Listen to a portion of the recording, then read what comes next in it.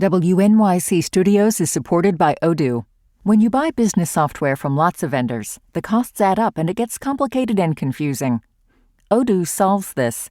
It's a single company that sells a suite of enterprise apps that handles everything from accounting to inventory to sales. Odoo is all connected on a single platform in a simple and affordable way. You can save money without missing out on the features you need. Check out Odoo at odoo.com. That's odoo.com.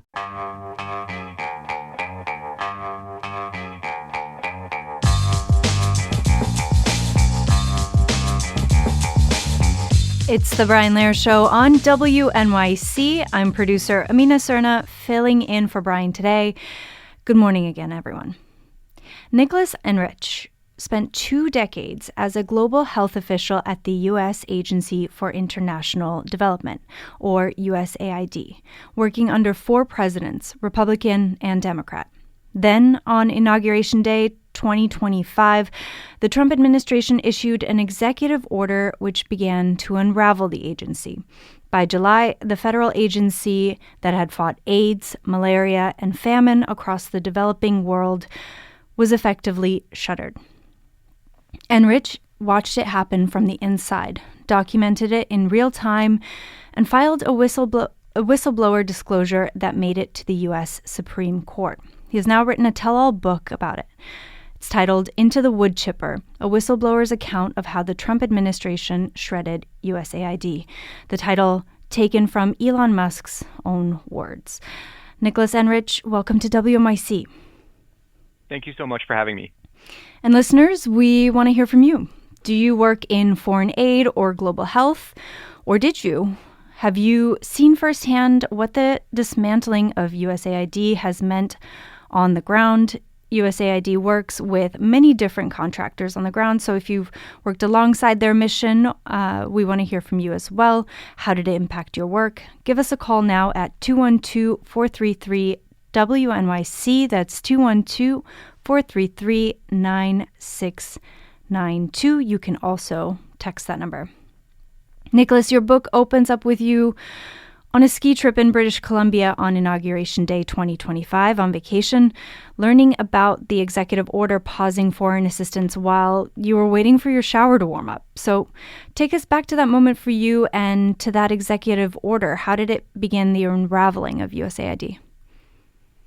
Yeah, I mean, to be honest, when I first read the executive order that was called something like realigning and analyzing foreign aid, I thought there actually must be a mistake. As I was reading through it, it seemed to freeze all foreign assistance funds that would be needed to run our programs across the world.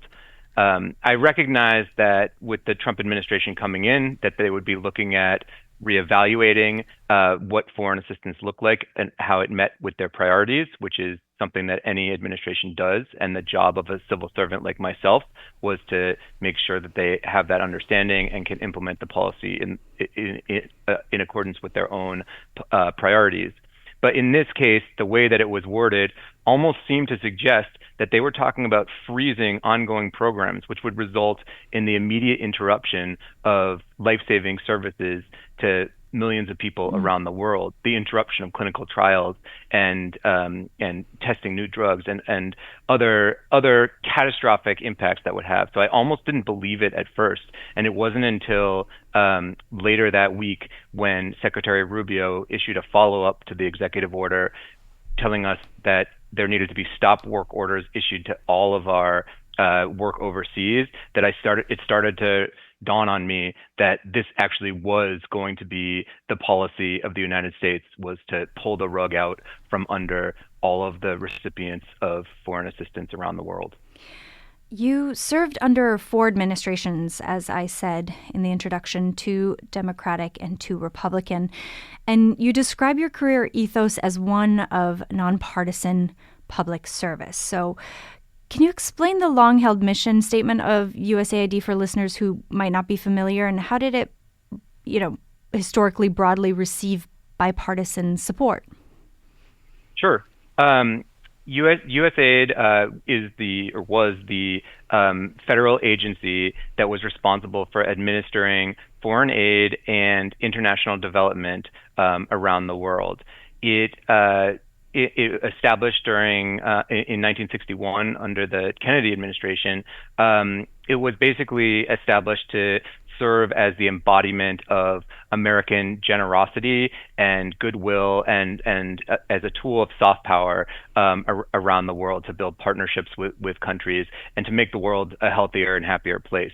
And it really succeeded. I mean, over the 6 decades that it was there, it did enjoy broad bipartisan support. And for a budget that was less than 1% of federal spending, just over the last 2 decades alone, saved 92 million lives. But it wasn't just, it certainly, I don't want people to get the understanding that it was a charity. It was also a tool to keep Americans safe as well.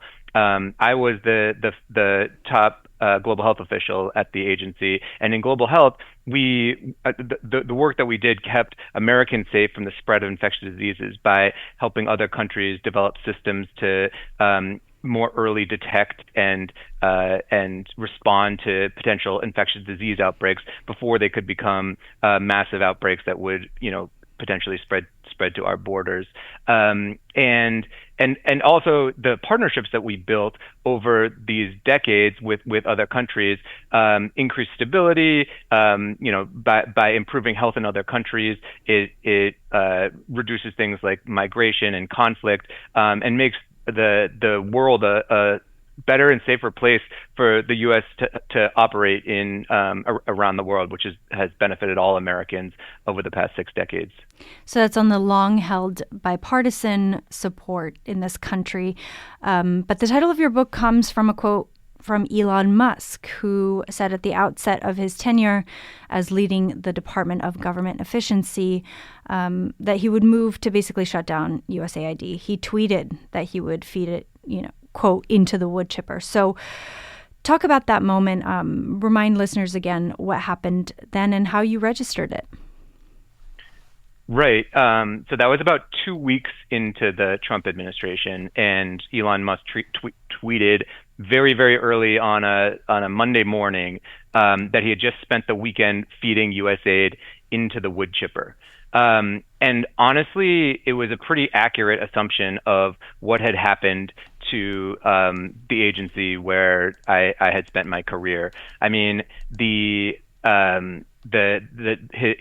Department of Government Efficiency team came in, and while they gave the impression that their goal was to find government efficiency, the reality was that they came in with a chainsaw with absolutely no idea or interest in learning about what the agency that they were destroying actually did. And their kind of MO was to operate quickly and break things, and that's exactly what they did, often to the frustration and confusion of the Trump political appointees, who, while also were trying to dismantle USAID, were kind of trying to do it within a framework set up by the Secretary of State to not let enormous devastation ensue as part of the process. But the damage that was done by Elon Musk and his minions over the first few weeks made it impossible to even save small fractions of our programs. Well, give us an example. You write about Jeremy Lewin, the DOGE team lead, as a reoccurring presence in your narrative, and you describe what it was like to try to communicate the life or death stakes to someone like him, who seemed to view the whole thing as a software development problem, I guess. So talk to us about that, maybe a specific experience. Sure. Yeah. I mean, unfortunately, I came in, I was actually elevated to the top position in global health after the DOGE team illegitimately removed the 60 most senior career officials in the agency, leaving basically nobody but me to be in charge. And so at that point, my initial goal was can I at least speak with our political leadership and the DOGE team to explain to them what it is that they're destroying and what our programs do. And so I was able to eventually get a meeting. It took a while, but I did get a meeting where I was able to brief the leadership on just the basics of what we did in global health, the infectious disease work that we did, the maternal and child support, the family planning provisions, everything we do in HIV and nutrition, and just a very broad overview. And I was met with sort of a stunned silence, where the leadership in the room kind of admitted unapologetically to having no idea that we did those things. In fact, said exactly those words, that, wow, I had no idea you did all those things. And it led to the chief of staff of the agency then saying to me, wow, when I thought about what USAID did in global health, I just assumed it was abortions. And it dawned on me that these are the people that are being sent in to destroy our agency. Again, not because they're trying to make foreign aid better aligned with the president's priorities, not because they're trying to eliminate waste, fraud, and abuse, not because they're trying to increase efficiency, but because they have no idea what the agency did in the first place. The only information they had about it was things that they must have picked up from kind of like right-wing social media sites, it sounded like. We have a caller who has a little bit of a longer historical view that I think she wants to share. Here's Barbara in New Rochelle. Hi, Barbara. You're on WNYC. Yes, good morning. Thank you. I worked at USAID in the 1990s in the international family planning effort that Nicholas just mentioned. Over decades, it was one of the most successful foreign aid programs of the United States government, and with measurable results and enormous benefits for women around the world. And it was abruptly ended. It is not really being restored in any meaningful way.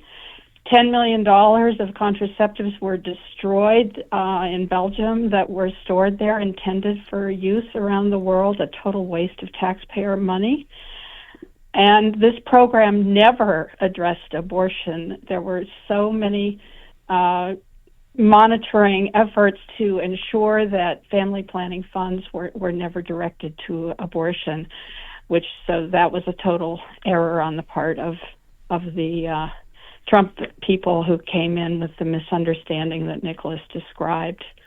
Barbara, thank you so much for your call. And Nicholas, on that point, I mean, DOJ was going after waste, fraud, and abuse in the government and trying to trim it. And here is Barbara commenting on so many medications going to waste. So I don't know where you want to come in on her comment or what resonated for you, but pretty interesting there, right? Yeah, I mean, it's the waste piece that I really want to focus on, because that is the justification that Elon Musk and his team used to justify getting rid of USAID. But the reality was that USAID was one of the most efficient agencies that we had across our government, would often come up in that context. I gave the numbers of how low our budget was and the impact that we had a little bit earlier. But what they brought in was an enormous amount of waste. The Barbara's example of destroying contraceptives and other family planning commodities that could have just been given to people but instead were destroyed is one good example. The way that they destroyed that DOJ destroyed our payment system, that prevented us then from even making payments that DOJ and the political appointees agreed were ones that we needed to make and had been ordered by courts to make. We couldn't even make those payments because it took them so long to fix the broken system that by that point they had racked up interest at rates that we had never even seen before, so high that they were breaking our ability to use our financial instruments to pay them back. And so those are just a couple of examples. We're still seeing the enormous waste that was created by this. I mean, personally, I when I was eliminated from the agency, I was given a severance payment for almost 8 months, where I sat and was paid by them not to do work to save lives that I would otherwise have been would have been doing. Again, just small examples, but what we're starting to see is now they're looking at costs as high as $19 billion. They're talking about is what it's going to cost to fix the mess that they created. And again, this is not a mess that was created for the reason that they're saying it was. It wasn't to eliminate waste in the first place. It was to satisfy the ego of the world's richest man. And yet here we are all facing the consequences. Listeners, we can take a few more of your texts and calls. Give us a call now at 212-433-WNYC. That's 212-433-9692, especially if you have worked with USAID or USAID contractors. 212-433-WNYC. Nicholas, we have a listener who is pushing back on some terminology that we're using. George in Brooklyn writes, "The use of the term dismantling is misleading. This administration demolished all these programs. The word dismantle implies that you're going to try to put it together again like you would in dismantling furniture. However, they have no intention of putting it together again. They blew it up."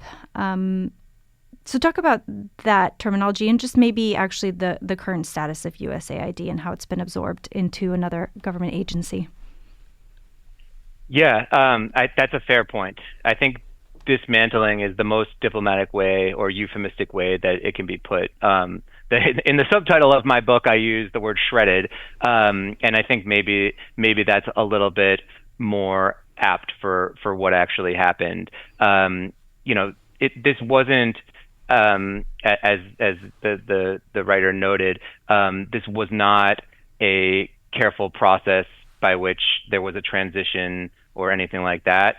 This was the immediate hollowing out of an agency of the entirety of its expertise, who were then replaced by a team of uninformed and unqualified sycophants who then really had no idea how to deal with the problems that arose and ended up just kind of like making things worse on a day-by-day basis. To your point, yes, the what remains of USAID at this point has now, which is a small kind of like skeleton crew of experts and a small fraction of some of the contracts have been moved over to the State Department, where they're being administered from there. And we're already starting to see the problems of what happens when the State Department, which is responsible for a different pillar of foreign policy diplomacy, is put in charge of trying to administer another pillar, development, without the tools, resources, or expertise to actually do that. And we're starting to see those efforts begin to fall flat, and we're starting to see in the worst possible way that we could have why it was so important that there was a separate and independent agency for international development in the first place. I want to ask you a little bit more about your story. You write about a moment that maybe many people in larger institutions might recognize, and that's being promoted to a leadership role and then almost immediately being asked to sign off on things you believe were harmful and possibly illegal. Can you tell us about your experience? Yeah, I mean, again, as a civil servant, as so many of us were, we were not in this role as advocates or activists. We were public servants responsible for administering the policies of the president. And that had never in my career, including under the previous Trump administration, created any sort of like moral compromise issues whatsoever. But as I started to be tasked with illegal actions like getting rid of staff or signing off on the destruction of contracts or ending projects that were in the process of saving lives, I became more and more uncomfortable with with where my line was to stand up and say, this is no longer okay. And it was a very difficult journey for me because I I saw myself as a career civil servant, and I always thought that I would continue to work from within those confines. And actually, the first time I stood up and said no, it wasn't related to a policy decision at all, or related to our contracts or anything. It was actually I was told to buy a cake and sing happy birthday to one of the worst political appointees that we had, who had been in the process of tearing down our agency. And suddenly I said no to that request because I could, and we've sang happy birthday to other political appointees. That wasn't the issue. It was that I couldn't in good conscience stand there and sing to a man who was vilifying my staff and working to dismantle programs that were in the process of saving lives. And something inside me kind of snapped at that point. And within about 24 hours from then I realized that I was not going to, I could no longer stay silent. I felt like it was being complicit, and I needed to get the word out. I drafted a series of memos that documented everything that the career officials at USAID had tried to do to save our life-saving programs, and how we had been stopped at every turn, and the damage that it was going to cause around the world, which will end up in the millions over the course of the next couple of years. And I sent those out, and that same day I was placed on administrative leave, and that ended up being the end of my career. Let's take another call. Here's Sarah in Brooklyn. Hi, Sarah. You're on WNYC. Thanks for calling. Hi. Thank you for taking my call. And I've been very engaged in the conversation as I've worked in global health throughout my career.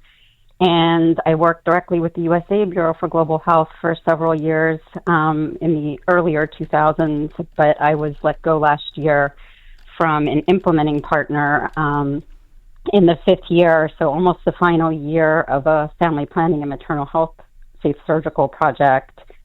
Initially, our family planning work was terminated outright, but our maternal health work received a waiver to continue temporarily. My understanding was the organization was not reimbursed for that work, and eventually the project was on the termination list, and every single person working on the project was let go.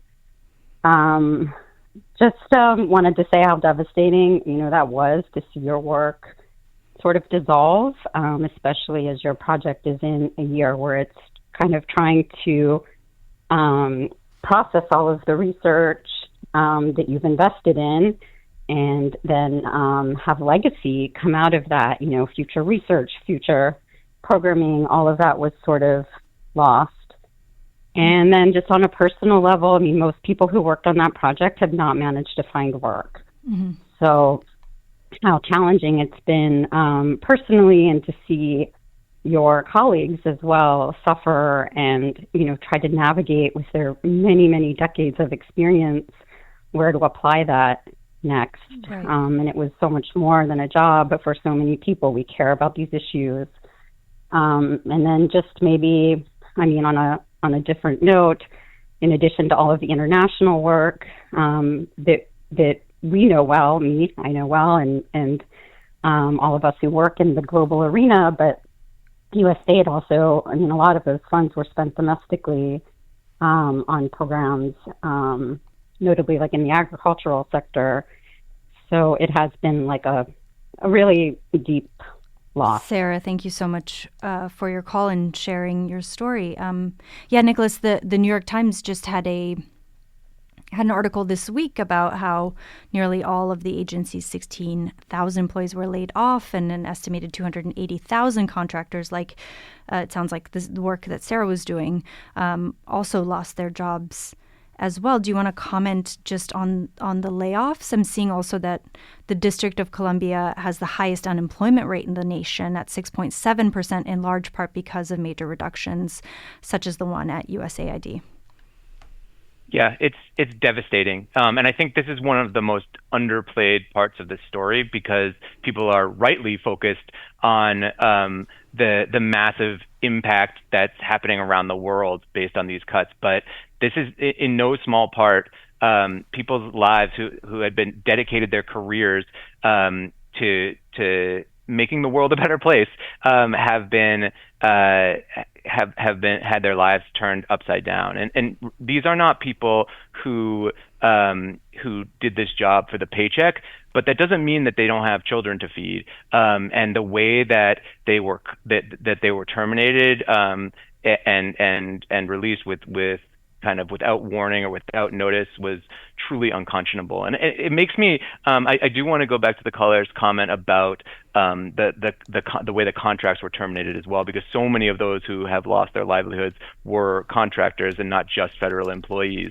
And it's frustrating to see these contracts that were doing such great work be terminated and those people laid off. But it was especially infuriating to see that happen when you watched the decision making into which contracts were terminated. It was again done by a Doge team that had literally no idea what the contracts did that they were terminating. So it ended up with crazy contracts being terminated.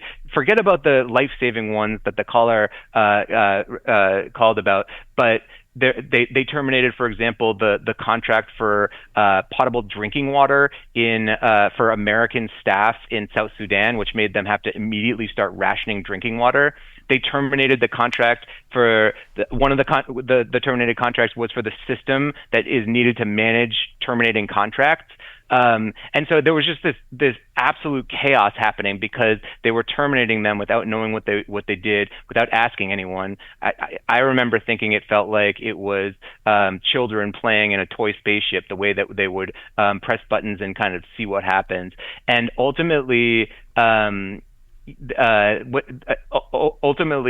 they ended up having to admit that they were making mistakes in which contracts they were terminating, because they had instead of asking anyone how to choose which ones to terminate, they had just done a keyword search of the titles of the contracts to see if like the word life-saving or other critical words were in those, which was just an absolutely horrible idea of how you would decide which life-saving contracts to save and which to cut. Nicholas, we have so many more callers that we're just not going to be able to get to. So we'll wrap on your story. Your book ends with you formally terminated on July 1st, 2025, the same day as the final remnants of USAID were officially shuttered. You write that you turned your attention to Congress and the courts. So here we are in the spring of 2026. I mean, is there a version of USAID that comes back, and what would it take? I think that there needs to be a version of USAID that comes back. And honestly, I don't think it will take as much as people think. I mean, it's not going to be as easy to build back up as it was for Musk and his minions to tear it down. But the experts, as one of the callers noted, the experts are still here. We just had to cut up our badges, but for the most part, we're still around, and that I think that's one of the major things that would be more easily replaced. I think from a political perspective, it's going to require Congress and the next administration to stand up and say that this organization was not demolished because it wasn't working. It wasn't demolished because it was inefficient. It was demolished by people who didn't know what they were doing. And that needs to be a decision that's undone. And I think it's politically, it's a popular one. And I think from a symbolic perspective, having an independent agency that embodies American generosity overseas, as it had under the banner of "From the American People," is very powerful. As President Obama put it, for many people around the world, USAID is the United States. And I'm really concerned about what those people who once thought that will think with USAID gone and where they'll turn for support. Nicholas Enrich is the author of the new book titled Into the Wood Chipper, a Whistleblower's Account of How the Trump Administration Shredded USAID. Nicholas, thank you so much for coming on today. Thanks for having me.